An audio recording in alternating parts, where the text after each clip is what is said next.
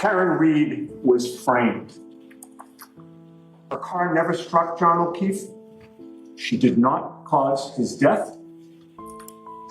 And that means that somebody else did. Hi, and welcome back to those returning. If you're here for the very first time, thank you so much for tuning in. Lulu Bell here. If you've watched the previous video covering the prosecution's opening statements, then this is the follow-on, which covers the defence's perspective in the trial of Karen Reed. And don't forget to catch up on the prosecution's arguments in the other video if you missed it. Please consider liking and subscribing for further updates on this ongoing trial. We really appreciate the support. And let's keep the conversation as respectful and fair as we possibly can in the comment section below. We really appreciate that as well. Everyone is entitled to their opinion, and we encourage thoughtful discussion. Remember to engage with empathy and understanding, even if opinions differ. Let's try to foster an environment where all voices are heard and constructive dialogue can flourish. Thank you so much for joining us on this journey, and I think we should probably kick off straight away with the defense and their opening statements. And just remember too, at the end of this video, we'll probably do another one which will be recapping both prosecution and defense. Just do a bit of a summary and also look at the witnesses, the very first witnesses on the first day.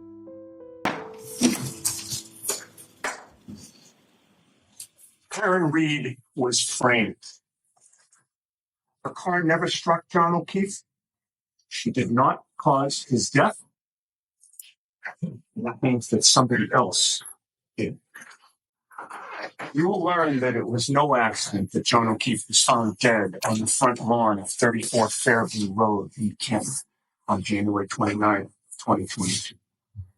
You will learn that at that address lived a well-known and well-connected law enforcement family in Kent, the Alberts. Because the Alberts were involved, and because they had close connections to the investigators in this case, Karen Reed was framed for a murder she did not commit. Good morning again, ladies and gentlemen. As I previously told you, my name is David Yannetti. I'm an attorney with an office in Boston. Together with attorneys Alan Jackson and Elizabeth Little, it's truly my privilege and my honor to represent Karen Reed during this trial. From a very early juncture in this case, you will question the Commonwealth's theory of the case. You will question the quality of the Commonwealth's evidence. You will question the veracity of the Commonwealth's witnesses. And you will question their shoddy and biased investigation, a faulty investigation that led to Karen Reed sitting here today. You will learn, in short, that the police did no real investigation of this case, and you will question why. You'll question why the investigators had such tunnel vision. You'll question why they focused solely on Karen Reed, someone with no ties to the Canton Police Department, as opposed to the well-known and well-connected Albert family of Canton, family that was never treated as suspects by the investigators in this case. Boston police officer John O'Keefe was found mortally injured on Brian Albert's front lawn. His body was in full view and almost right below Brian Albert's bedroom window on his front lawn. He was found wearing only one sneaker. You'll learn that Brian Albert was a Boston police officer as well, and that he was a trained first responder. Brian Albert was notified that another police officer was injured and unresponsive on his front lawn, and Brian Albert did nothing. His sister-in-law, Jennifer McCabe, and other civilians were on his property that morning after John O'Keefe's body was found. Police, EMTs, firefighters, police cruisers, and an ambulance fire truck, lights flashing, and first responder Brian Albert never came out of his house. Equally important for you will be the fact that the lead homicide investigators never went inside the Albert home that you'll learn that Brian Albert's brother, Kevin Albert, is a Canton police officer. It was obvious very early on that the Canton police should not be investigating the death of a man found on the property of the brother of a Canton police officer. So it was decided just about from the start that the Massachusetts State Police should take complete control of this investigation because the Canton police were conflicted. Now, that sounded good at the time, but you'll learn that two major problems arose. First, despite the fact that they obviously had a conflict of interest, the evidence will show that the Canton police still had their hands in this investigation. You will find it astounding. The Canton police officer, Kevin Albert, the reason for the conflict of interest in the first place, was continually updated about the status of this investigation while it was going on. Second, and equally troubling, is that the lead state police detective who was assigned to this case was a man named Michael Proctor. Michael Proctor, you will learn, is one of the many people in Canton with deep ties to the Albert family. Michael Proctor's own mother refers to the Alberts as the Proctor's second family. His own sister's wedding, Michael Proctor was in a wedding party with Colin Albert. And he sat at the head table of that wedding with members of the Albert family. That's the man who was chosen to lead the investigation into the suspicious death on the property of Brian Albert.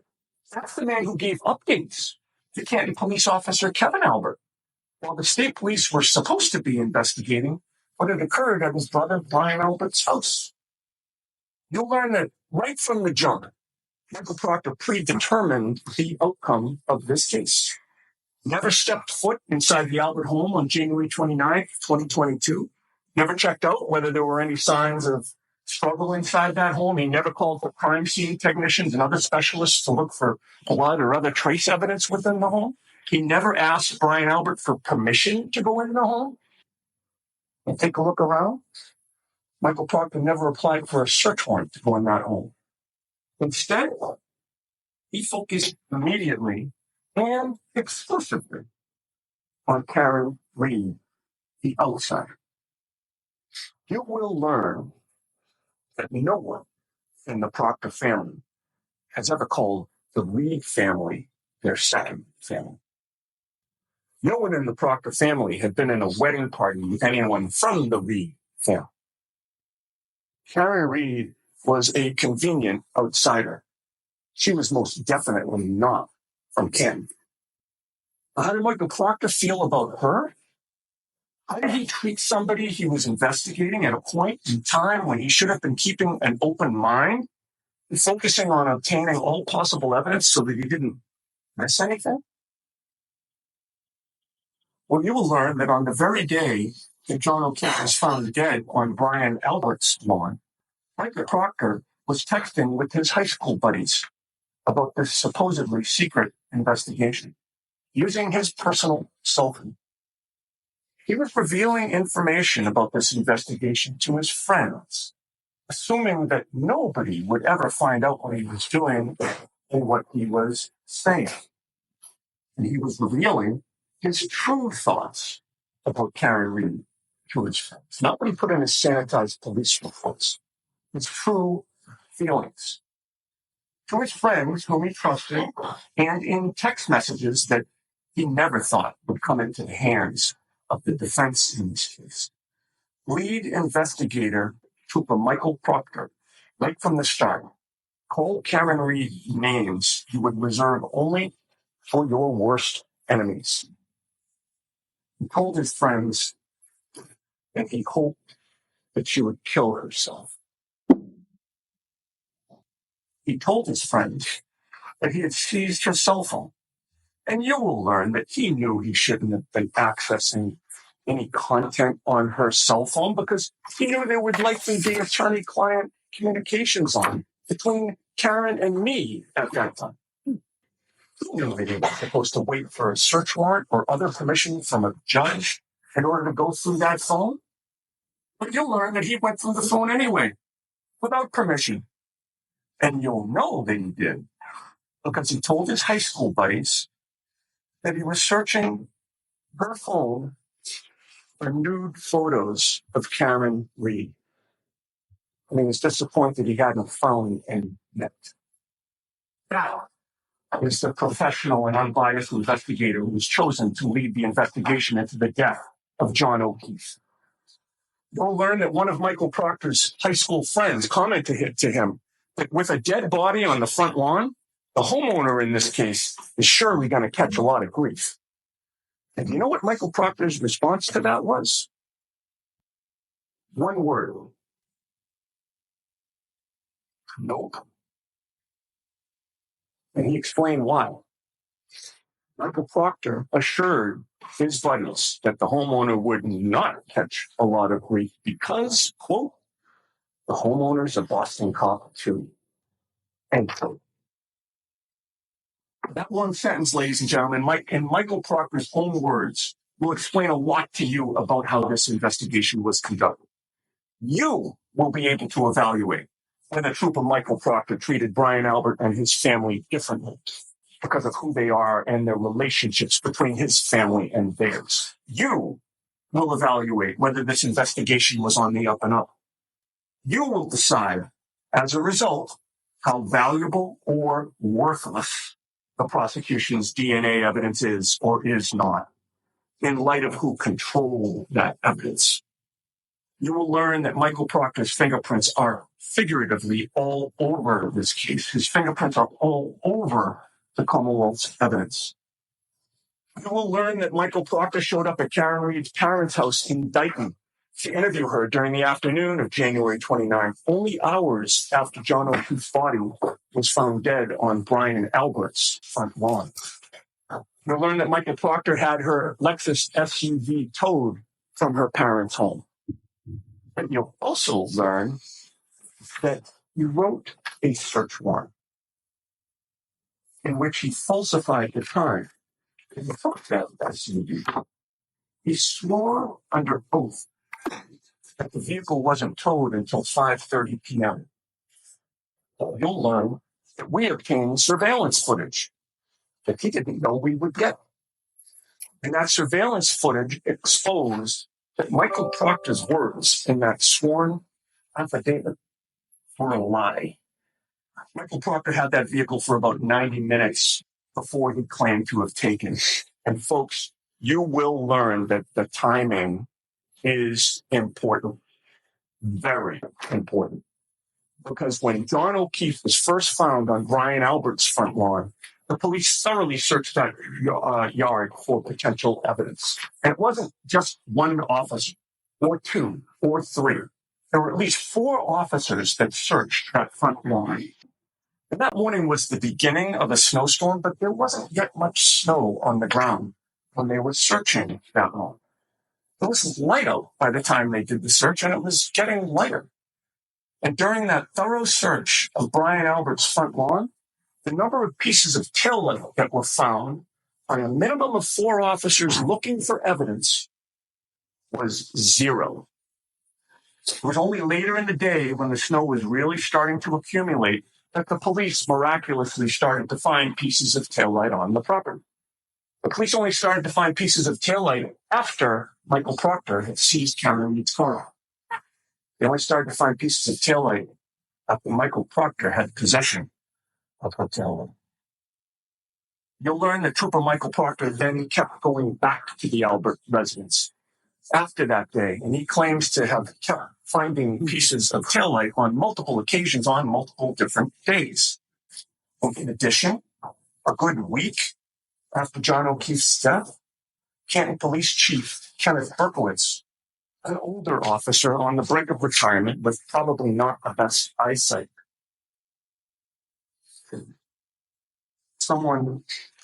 He supposedly was happened to be driving past Brian Albert's house. And by the way, Brian Albert is someone with whom Chief Berkowitz is also good friends. And this older man allegedly spotted yet another piece of taillight from his moving vehicle.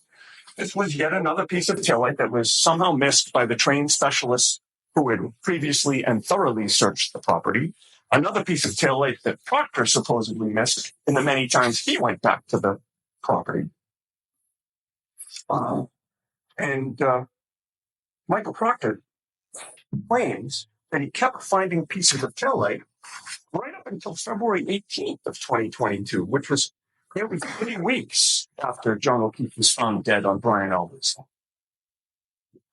You will learn that there is no competent evidence that Karen Reed's taillight shattered at Brian Albert's property in the early morning hours of January 29th of 2022. To the contrary, you'll learn that when Karen left John at Brian Albert's house, she drove back to John's house on Meadows Ave across town in Canada. At John's home, where he lived with his 2 adopted children, Karen was drifting in and out of sleep, but she woke up for good in a panic sometime around 4 a.m. because John hadn't come home. And that was not like him at all. He had never done that before.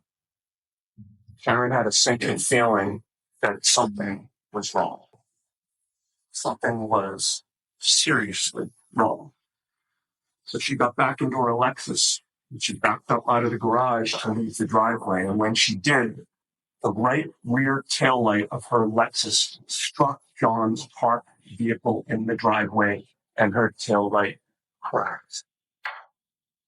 That was the same taillight that the prosecution now claims was broken outside the Albert residence hours earlier at 12:30 a.m. But we have video evidence that the taillight was actually broken at 5 a.m., many hours after the prosecution needs that taillight to have been broken. There is, of course, no video of the taillight being broken at Brian Albert's house. You will eventually conclude that that's because the taillight was not broken there. Importantly, you will learn that there was an eyewitness who arrived at 34 Fairview after Karen got there with John O'Keefe in the early morning hours of January 29th. And that eyewitness, Brian Nagel, who's the brother of Julie Nagel, who was at the after-hours party that night. He had a clear view of Karen's SUV. Brian Nagel confirmed that there was no damage to her taillight at that time. Karen was sitting in the driver's seat with her hands at 10 and 2. And Ryan Nagel confirms that while Karen was inside the car, John O'Keefe was not. John O'Keefe was also not outside the car at that time. You will ultimately conclude there's only one other place he could have been. Now, going back to that 5 a.m. video from John's driveway, you will see Karen back up her Lexus and strike John's car at about 5 a.m. when she was leaving John's house to go out to look for him. And you will know that she struck his car at 5 a.m. because you will watch that video closely. You will witness that the wheels and the hubcaps on John's car are jostled and moved by Karen's SUV. And you will conclude that that video depicts exactly when Karen's taillight was cracked, long after she dropped off John at night at 34 Fair. And you will learn that part of the reason that Karen's Lexus hit John's car was that Karen was panicked at that time. Where is John? Why didn't he come home? What happened to him? And you will learn that she was racking her brain for what possibly could have happened. Like many of us, was worried about the worst. Did I hit him? Could I have hit him? That was what she was saying, both to herself and to other people later that morning when she went back to 34th Fair. She couldn't think of anything else that made sense. She certainly didn't consider in a million years that someone from within the Albert home could have beaten up John and left him to die on the front lawn. Now, that was over 2 years ago. Karen didn't know then what you will learn during this trial. Karen didn't know that Brian Albert's sister-in-law, Jennifer McCabe, left the after-hours party at Brian Albert's house sometime after Karen pulled away. She didn't know that after Jennifer McCabe dropped off some people elsewhere, she returned to her own home. Karen didn't know that Jennifer McCabe climbed some stairs in her home and eventually made it into her bedroom with her cell phone. Karen didn't know that Jennifer McCabe settled in at 2:27 in the morning on January 29, 2022, and typed a Google search that she would later delete. 2:27 in the morning was over 3 hours before John O'Keefe's body was found on Brian Albert's lawn. 2:27 was over 3 hours before anyone knew or suspected that John O'Keefe was missing or hurt or in trouble. And at 2:27 in the morning, you will learn that with no one watching her, thinking she was alone with her thoughts, and not worrying that anyone would know what she was doing, Jennifer McCabe typed in the following Google search: "How long to die in the cold?"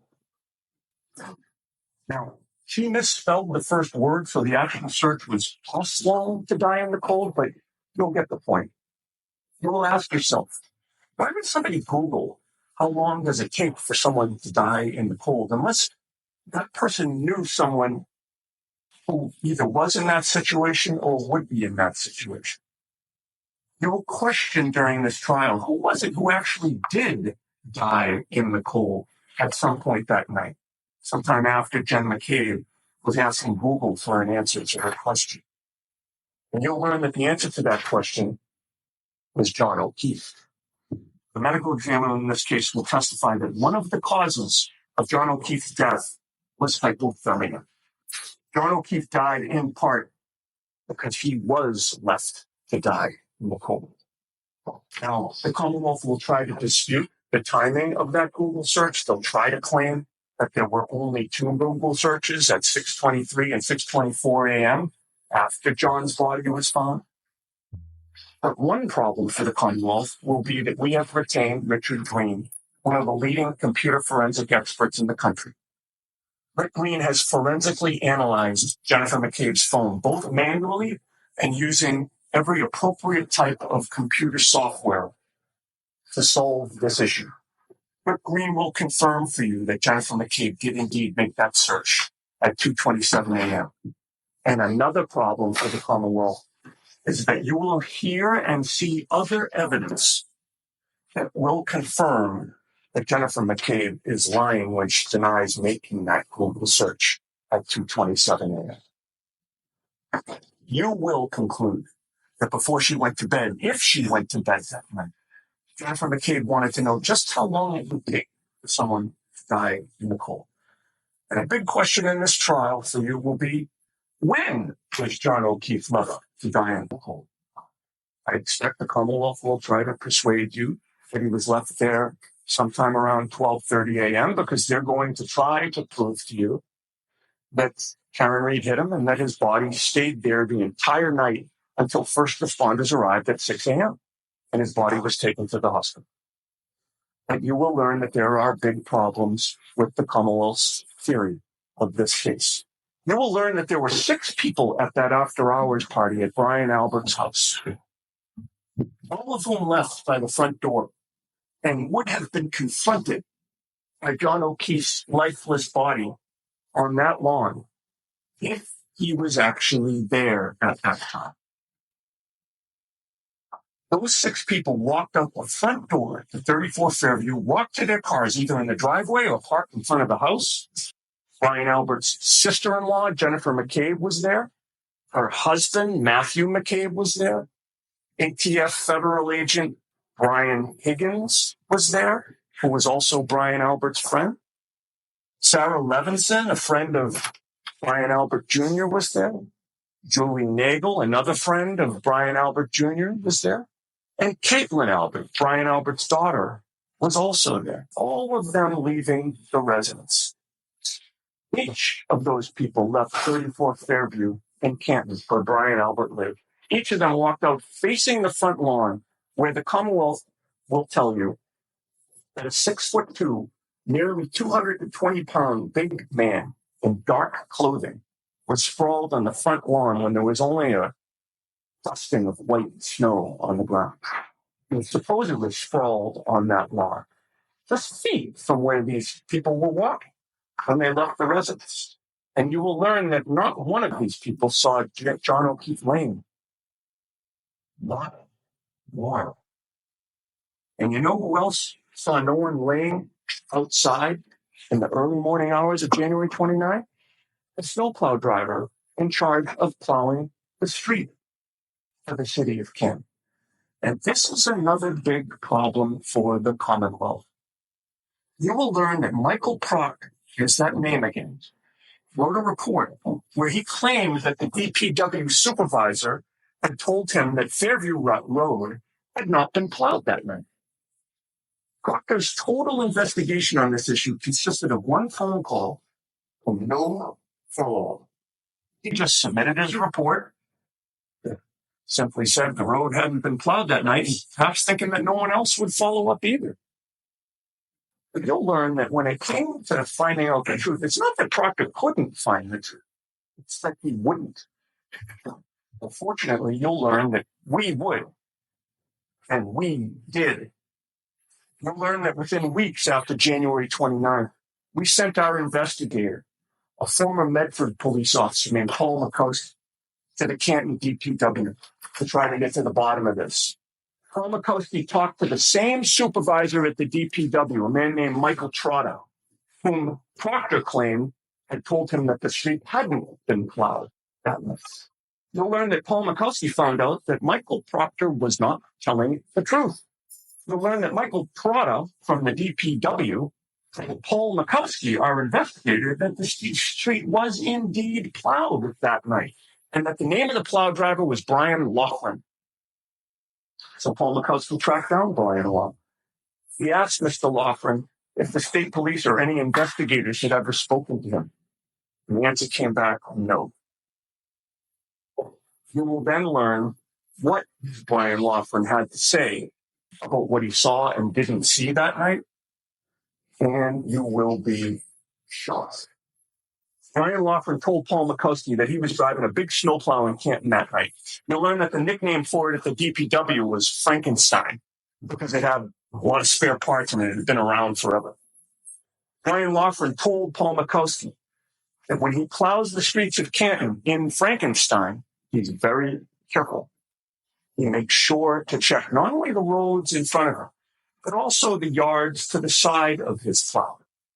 He makes sure not to hit a fire hydrant or a tree or an animal, or heaven forbid, a person lying in the snow. He's always on the lookout.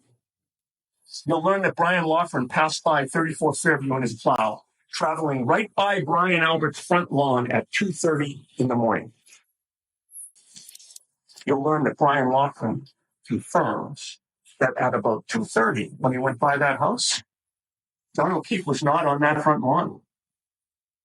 So you'll learn that about 2 hours after the Commonwealth claims that Karen Reed somehow incapacitated John O'Keefe, an eyewitness confirms that not only could it not have happened, but it didn't happen.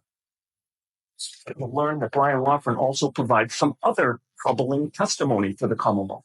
You'll learn that after making that pass at 2:30 in the morning and seeing no body, he showed up again at the entrance to Fairview Road, intending to make another pass down it with his plow. This time, however, at about 3:30 in the morning, he looked down the street and he saw that parked right next to Brian Albert's front lawn, right in the very area where John O'Keefe's body was later found at 6 a.m., Brian Laughlin saw a Ford Edge parked on the side of the road. You will learn that the police have done zero investigation to discover whose Ford Edge that was. You'll learn that members of the Albert family drove Ford Edges. You'll learn that the police to this day claim not to know who was parked right next to the area where John O'Keefe's body was later found.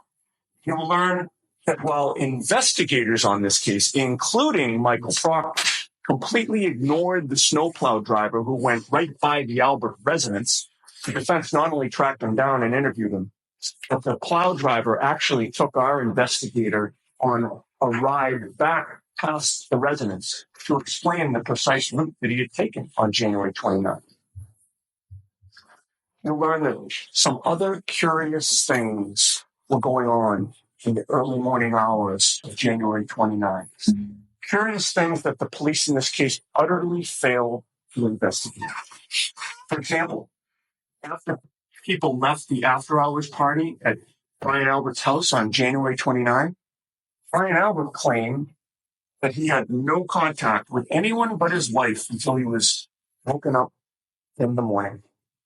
And you'll learn that he was ultimately confronted by the fact that his phone records revealed that he had actually placed a phone call to ATF agent Brian Higgins, his friend, the same friend who had been at his house earlier that night.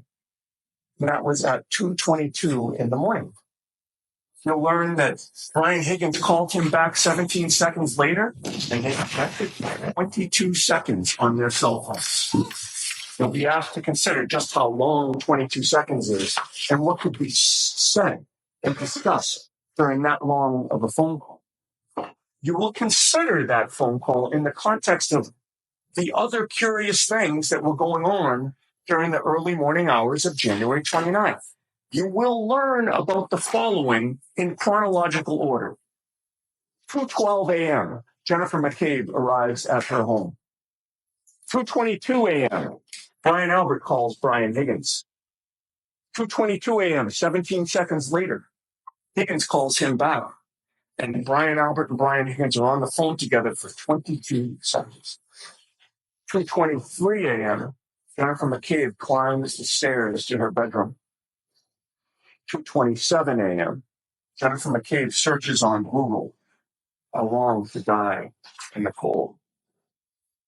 2:30 a.m., plow driver Brian Laughlin confirms there was no body on Brian Albert's front lawn. 3:30 a.m., Brian Laughlin confirms that a Ford Edge was parked right where John O'Keefe's body was later found. The couple will not be able to successfully dispute any of those facts, yet I expect that they will persist in asking me to convict Karen Reed anywhere. You'll learn that there are other major problems with the Commonwealth's theory. You'll learn that when John O'Keefe was found, he did not look like he had been hit by a car. You'll learn that he looked to have been attacked and beaten up. You'll learn that John O'Keefe was a large 6'2" man who, if positioned behind a Lexus SUV, would have had his torso completely exposed to the rear of that vehicle, including to the taillight. You'll learn that no part of his torso was injured. There was no bruising, no ridges, no scratches, no punctures. You'll learn that his chest and hips and legs were pristine, despite the Commonwealth's contention that he was hit by a 6,000-pound vehicle. The evidence will show that what was not pristine was his right arm. And we'll take one look at that arm, and you will conclude that a car did not cause those injuries. The injuries to John O'Keefe's arm appear to be consistent with scratch marks and claw marks, marks that make it look as though an animal had attacked his arm. But you won't have to rely just on your common sense when you look at those photos. You'll hear from an expert forensic pathologist who is world-renowned, who has personally conducted thousands of autopsies. And he will testify that those marks are consistent with scratch and claw marks and bite marks from an animal, including a German Shepherd.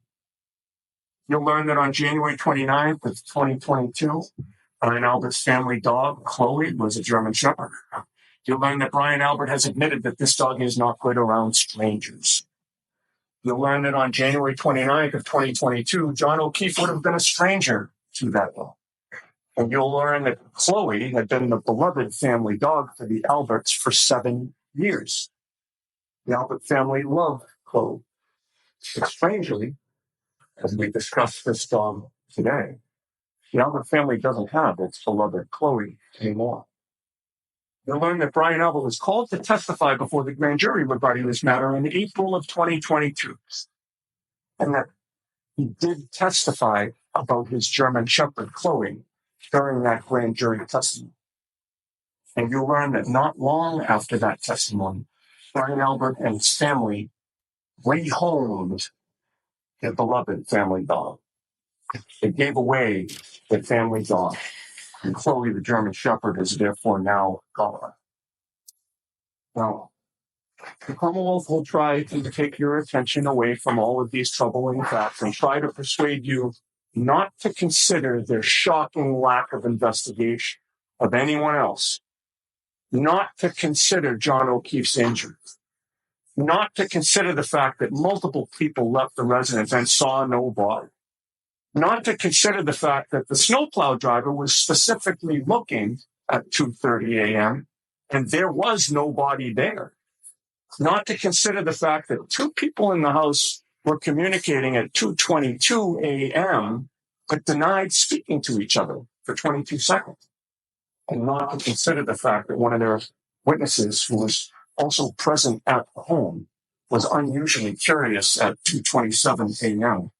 about how long it would take for someone to die in the cold.